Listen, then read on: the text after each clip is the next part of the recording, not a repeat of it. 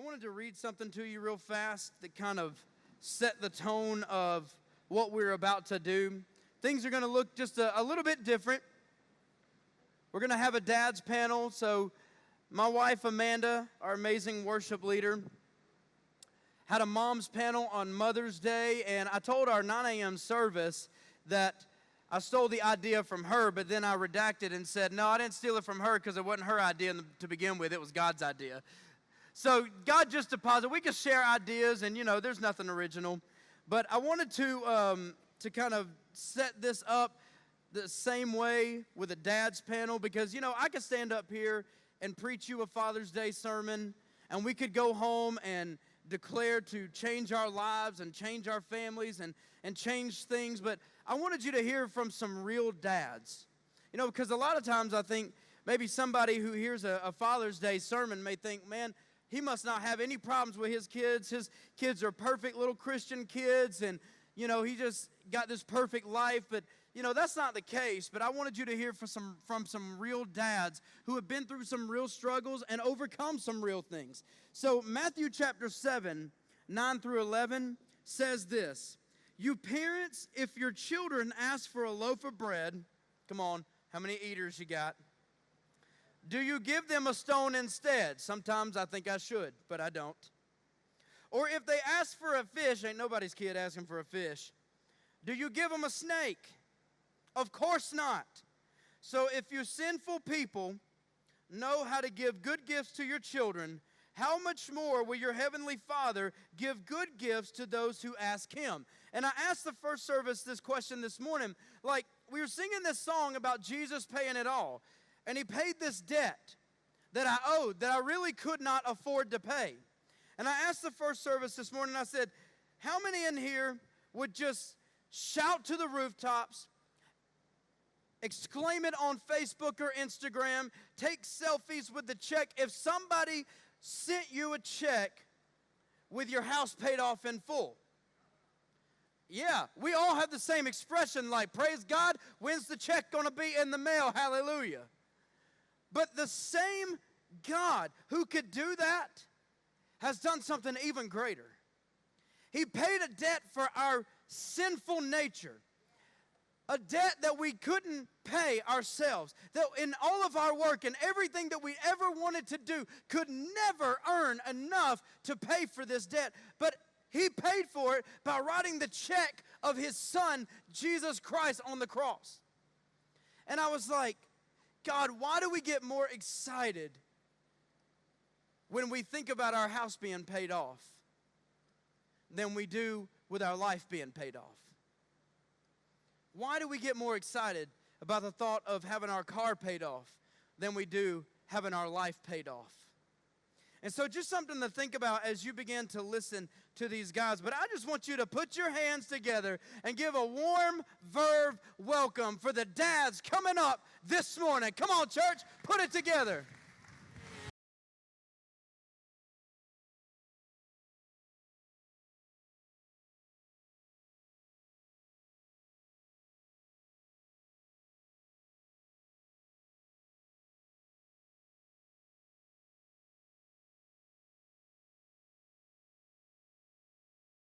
It's the summer. Man, it's hot in here, y'all. I ain't gonna lie. So if you see me start to see through this shirt, just ignore it. Pay attention to these guys.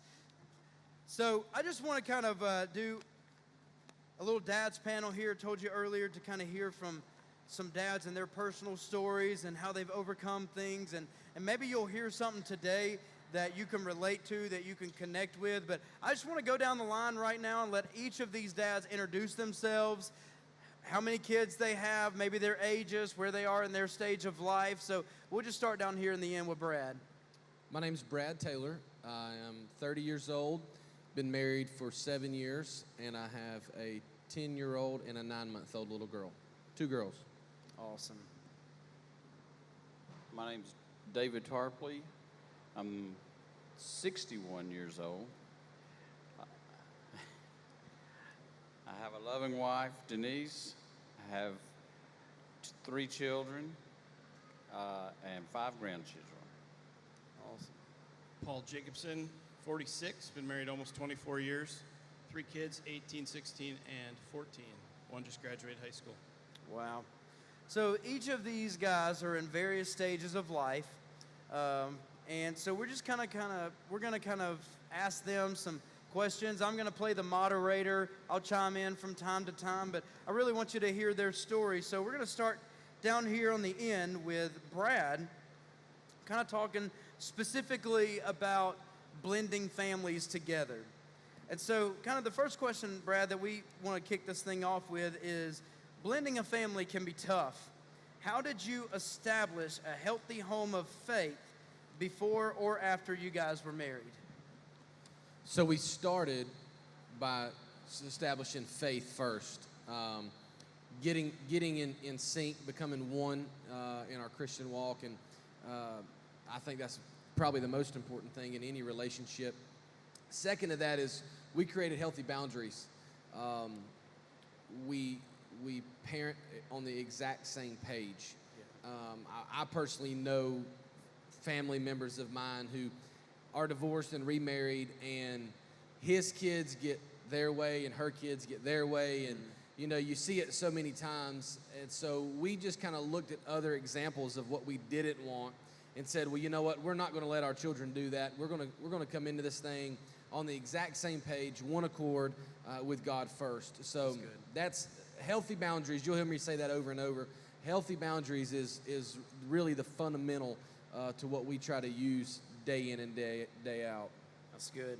So just kind of a follow-up question to that is, kind of describe for us the transition that you had to navigate coming from a relationship with a child into a marriage with no children and eventually having one of your own. So there's a lot of obstacles, right? I'm sure we've all been there. So one of the a couple of more intimate details, I guess you would say, is we don't always parent the same as our co-parents, right? So if you're a blended family or you come from a divorced family, you have a set way that you and your wife parent, and the way you and your wife, I would say, run a household. That doesn't always mean that the other family does the exact same thing. Right. So sometimes everything you're working for, they're working against. And it's really easy to take that frustration out on your children, or, when they come home and say, well, mom said this about you or dad said this about you. It's real easy to want to retaliate through our children, but we decided early on never to do that, and like I said, just create boundaries within our children. What we discuss in front of them, what they let us discuss about them, and just try to. And sometimes there's nothing you can do. I mean, there's been times where we was working on eating habits in our personal family, and we need to drop a couple LBs, anybody in the house. And so we'd be working on our eating habits, but the other side wouldn't necessarily be helping us in that area. And so it seems like everything you work for throughout the week, they go to the other parents for the weekend, it kind of gets washed away, but it doesn't. I promise you it doesn't. So just staying strong, staying faithful, creating good boundaries, I think is our kind of go-to. That's good. That's good. So we're going to skip over here to Paul Jacobson, who's kind of in a season of raising middle school, specifically high school. You heard in his introduction that he just had his oldest graduate high school. So, Paul, how would you describe raising teens through major transitions of life, whether it be moving and friends, schools, the whole nine? Just talk to us about that. So we moved to Georgia about 2 years ago, and the story that got us here is not a fun story. It's pretty tough, actually. But we're really happy to be here. It turned out for the best. We love it down here. And if you can imagine having a 12, 14, and 16-year-old kids move from their friends that they've had since they were this big, it was a fearful time for me, concerning. And a few things that you should do in a situation like that. Number one is you got to lean on your wife. I'm fortunate. My wife's awesome. We continue to work to make sure that our relationship's important, and we're not going to be the couple who ignores each other when we turn 60. or whatever, you see that sometimes we're going to be always tight, and we spent a lot of time doing that. She also really helped through the transition too, where she kept the things that were going on at home when I was here working, so that I could continue to progress here like I needed to in preparation for them to move down. And so it was kind of, she took on some of the weight, took it away from me while I did the other stuff down here. So when you're talking about kids in transition, especially when the circumstances aren't very comfortable, is you disclose to them what you can. You don't hide things from them. They need to know that life is tough sometimes, and even mom and dad struggle, and maybe mom and dad cry sometimes, and maybe we get angry with God sometimes, and we have to work through that as well. So communicate with them, let them know where you're at, tell them what you can tell them. And if you do that, they'll trust you, and they'll help you through it as well. My daughter, she was 14, and I was the most concerned for her because she's a teenage girl, and that's just, a concerning time. But because I think of the relationship that we've built, she was very gracious and kind and did not blame me for what happened, and was very supportive. And I knew that she didn't want to move initially, but she told me, "It's okay, Dad. It's not your fault." One other thing too, and this is preparation for long before you get to a transition like this. You hear parents say, and it's so sad. It's supposed to be funny, but it's really sad. Parents say, "Oh man, just wait till your kids are teenagers, man. They just turn rotten," and especially girls. Girls are icky. They are, but no. And that's just not true. Your kids will arise to whatever expectation you set for them. Yeah, that's And good. if you set their expectations down here that they're going to be rotten kids and they're getting in trouble all the time, they're going to fulfill that for you. But my kids don't fulfill that for them because I think that they can do whatever they want, and they're good kids, and they've proven it, and they continue to prove it over and over again. So expect much from your kids, and they'll show you how it is. Absolutely. Also, they're smart too. Just because they're 20, 30, 40 years younger than you does not mean that they don't know something better than the old man. And acknowledge that. That's good. So kind of a follow-up question to that is, what's one of the biggest struggles that you've faced raising teens, and how did you overcome that? Well, I've been really fortunate. I've said my kids are great. They're well-behaved kids. And so the hardest part for me is you don't always know what the outcome is going to be. You don't get the answer to what you're working on until far down the road. And so you have to set it from day one, build a relationship with them, teach them how to make decisions, show them what's important to you, hear what's important for them, and help to guide those feelings so that they make good decisions when it's time. Yeah. It's good. It's good. All right, we're going to jump over here in the middle.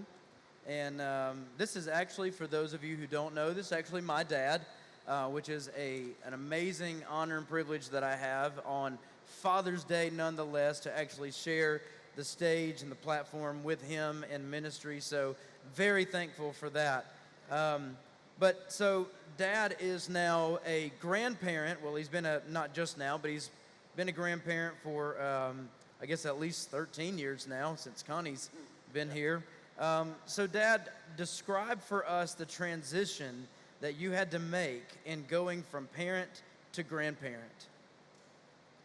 Well, first thing, it was kind of easy to make the transition because I had two wonderful sets of grandparents. Both of them showed me how to be grandparents at an early age, and I always, when I grew up, I said I want to be like my grandparents.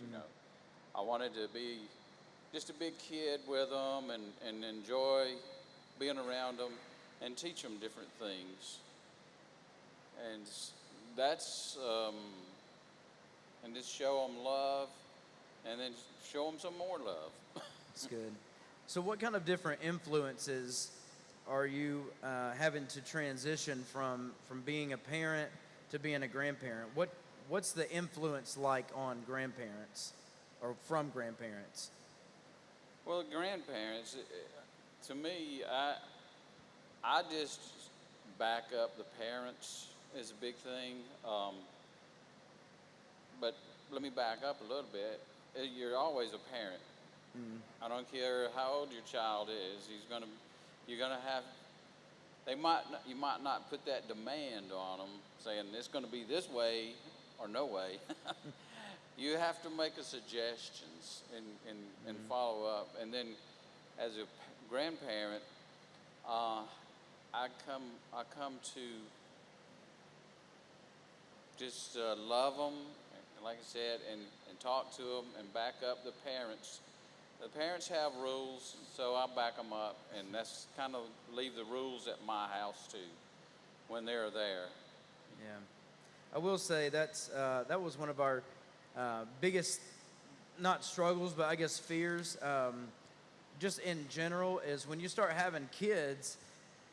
You always hear these horror stories about, the grandparents, it's time to spoil the kids, and then you get to send them back home, and then you kind of have to retrain them or relearn them or, something like that.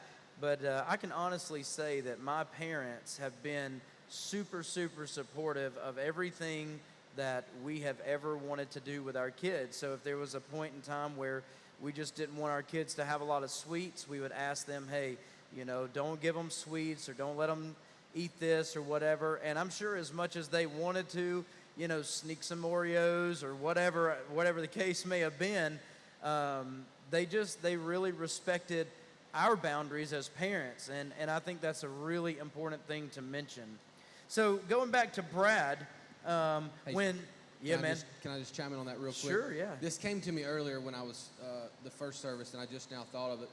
Talking about blended families, right? So Shane's describing his relationship with his father, but that's the importance of co-parenting well with a blended family, because there is a grandparent on the other side. Yeah, that's good. So good to mention. My daughter has a grandmother on her mother's side, and I have as much as I want. I have as much of a relationship with her as I do with her mother, because just in that sense, she goes over there, there's rules. Hey, listen, she got in trouble this week, or whatever, which she never does, or she got in trouble this week, so we're going to do this at mom's house. But then what happens when she goes to grandmother's house? If you're not co-parenting, it's the same thing. Grandmother can be giving her whatever she wants, whenever she wants, and letting her do whatever. So in the co-parent sense of the same scenario, I think that's the one real important aspect is not parenting it doesn't end at 18. Right. And co-parenting doesn't end with the parent. It goes a step further to the grandparent. Yeah. So I just wanted to plug that in there. It came to my mind last, and then I lost that's it. good, man. That's Squirrel, good. I just missed it there. So talking about blending families here, when blending a family, there's always old expectations and new habits to develop.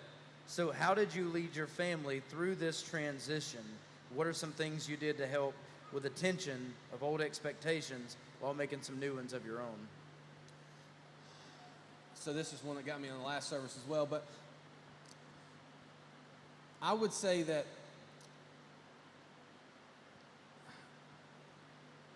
my personal family, I'm speaking for us, my wife and I are on the exact same page. And I know I say that over and over, but you cannot parent.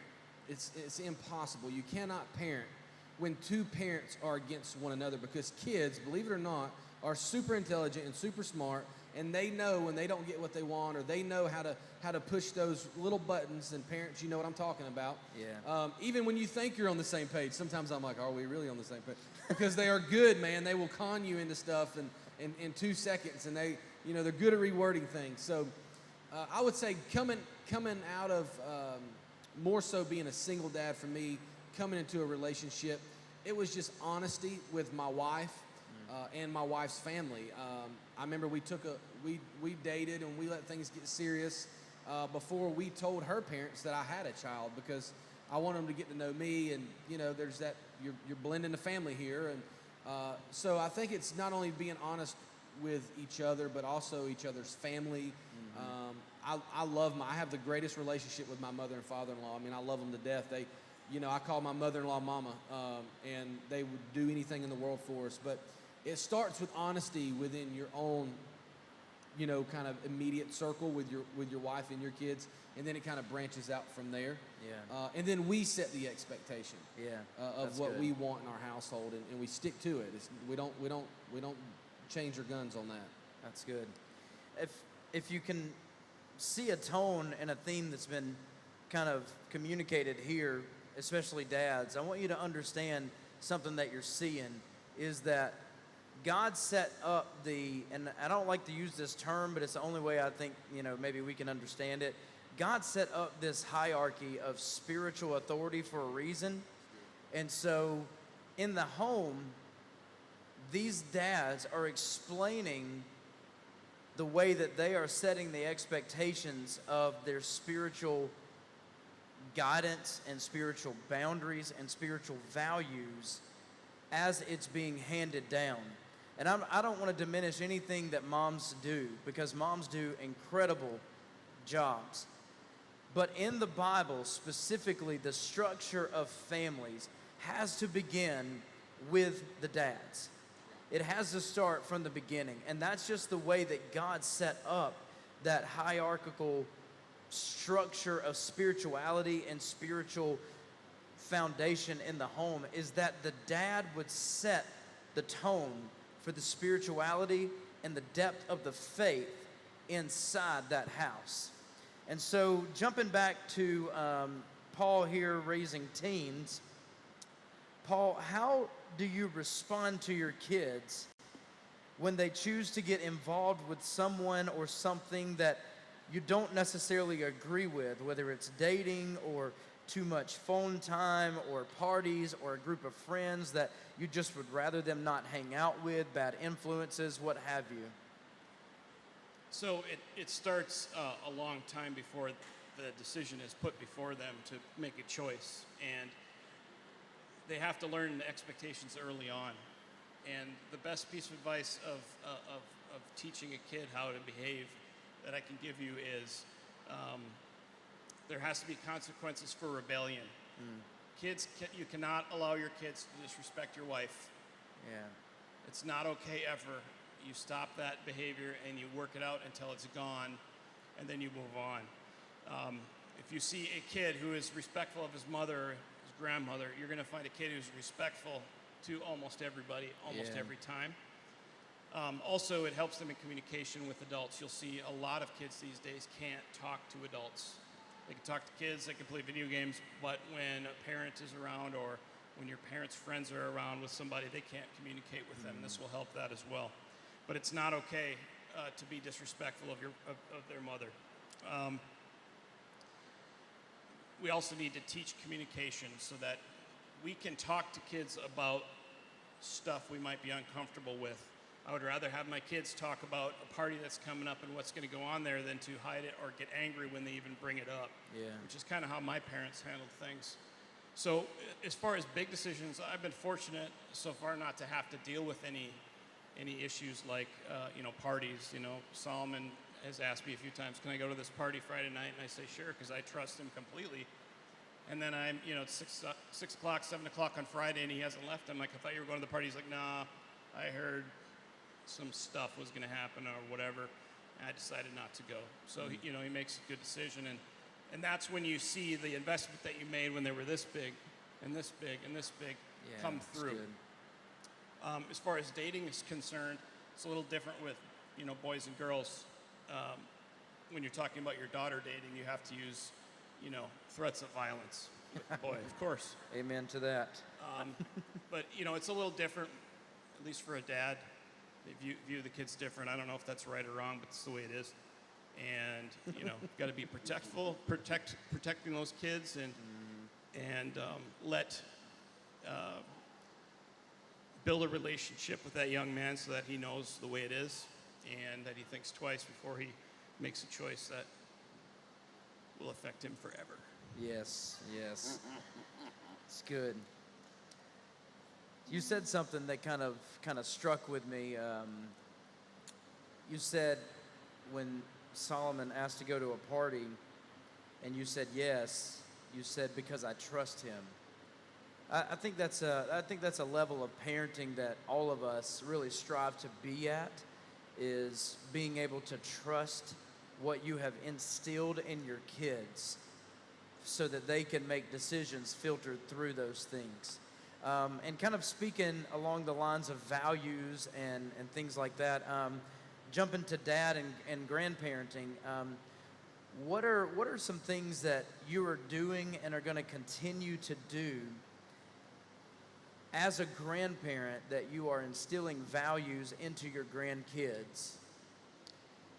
Well, the first thing is I try to do the same thing I did with my kids. I think Beat they all them? turned I'm sorry, out. what? I think they turned out pretty good. I mean, I'm just kidding, y'all. Yes, yes. but I just talk to them. Sometimes we have deep talks about just different things in life and their stage in life and what they're doing, and then I talk about. We're talking about God sometimes, and we're talking about just whatever they want to talk about. And another thing is, we do have a little business, and we do, and they're starting. They got old enough to help us out, and we're just trying to show them the value of money and how to save it, and what you can do with it, and invest it, and we just have those deep grandpa talks, is what they say. That's what they call them, the grandpa talks. Yep. So, what are some things, looking back, that you wished you had done different, better, or not at all, from when you were a parent to now that you're a grandparent? Describe some things that maybe you wish you had done differently. Well, the biggest thing is I wished I'd got another job where it didn't demand 60 and 70 hours a week. That was the biggest thing, that I did not have enough time with the children. And now I try to spend as much time as possible with the grandkids. Yeah, it's good. Time. So time, values, boundaries. So Brad, just kind of summing it all up, what is one piece of advice that you would leave a dad trying to walk down the same road of blending a family?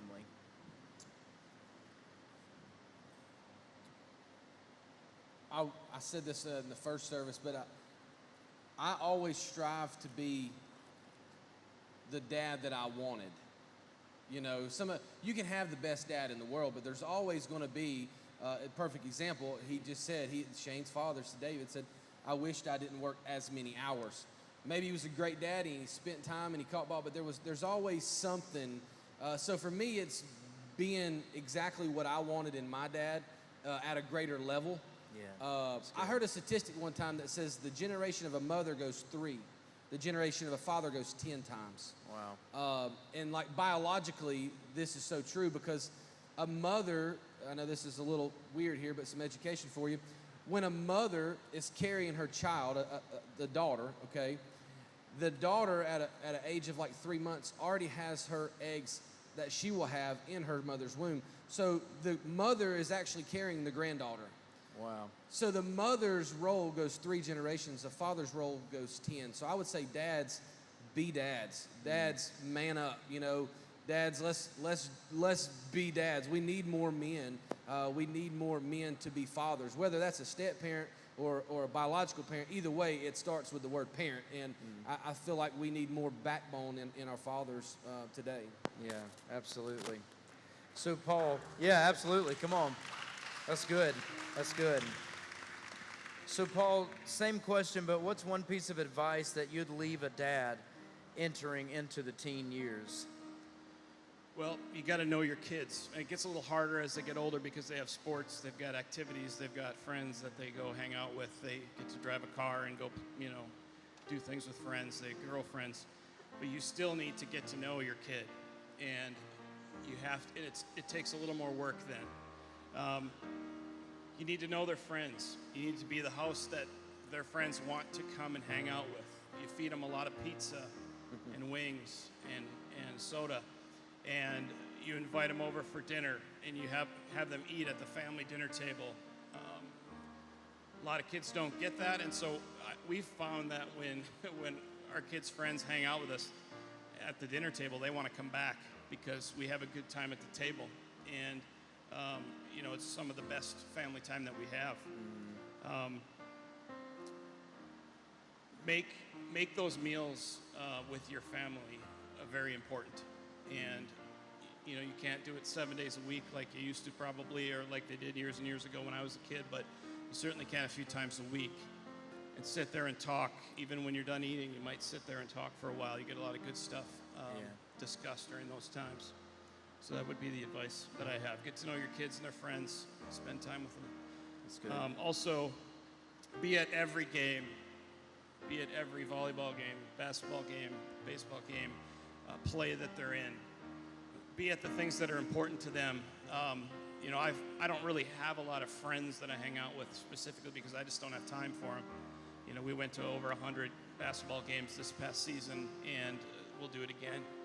You know, we need to find what's important to our kids and make that important for us. And fortunately, we love basketball and volleyball, or we would be we'd be miserable. But you know, show them that they're important and what they do is important, because it is important. And there's just no time to be selfish and chase the things that you want to take. That'll be in a few years when they're all moved on, and then you can start doing things for yourself again. Yeah. One thing, just kind of piggyback on that that my parents did. I remember this when I was really, really young. They just had, you know, two friends that they were just really, really close with, and they just practically every Friday night they had them over for pizza. They would go to their house and eat pizza. I don't know what else they did, if they played cards or board games or whatever, but they would always just get together with their friends, and it kind of taught me a good, valuable lesson, even before I really knew what church was or any concept of small groups or this term that we toss around here about doing life together. But they just did life with other people, and they just, you know, and it taught me something valuable about extending myself past my family and bringing other people that I love that weren't necessarily family into our house, that just instilled a great value. And so, you know, I'm just really appreciative of that. But just kind of, Dad, just what's one thing that you would leave maybe a new grandparent who is just entering into this stage of life, and, you know, they're trying to figure it all out, and, you know, how do they contend with grandkids and technology, or, you know, all of this stuff. I mean, there's just so many different things going on. What kind of advice, suggestion, what have you, would you leave for a new grandparent? The biggest thing I think of is getting down on your grandchild's level. Whatever level they are in age, be on that level with them. That's good. That way they'll think that your friend are just as old as they are. I mean, you know, you can ask my grandkids. I've been in the floor. I've made believe with everything, you know, from taking a exercise ball and making a big world out of it, you know. Yeah. And It's true. It's true. exploring stuff with them. You know, just be a kid. Be a kid with them. Yeah. And that's the way my grandparents were. It's good. Jeff, something?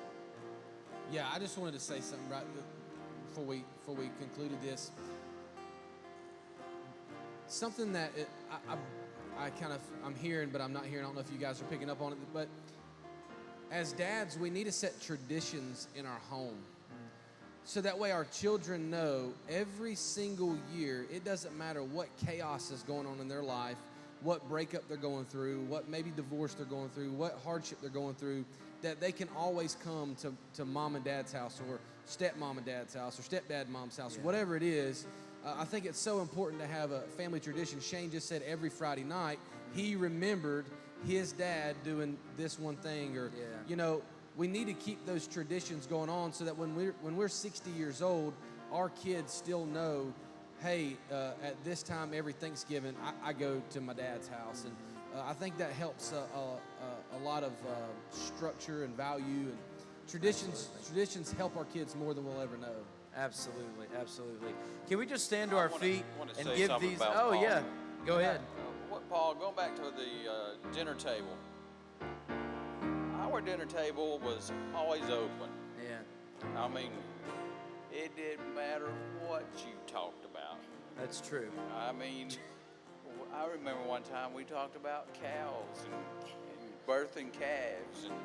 And Gas always gets brought up at the table.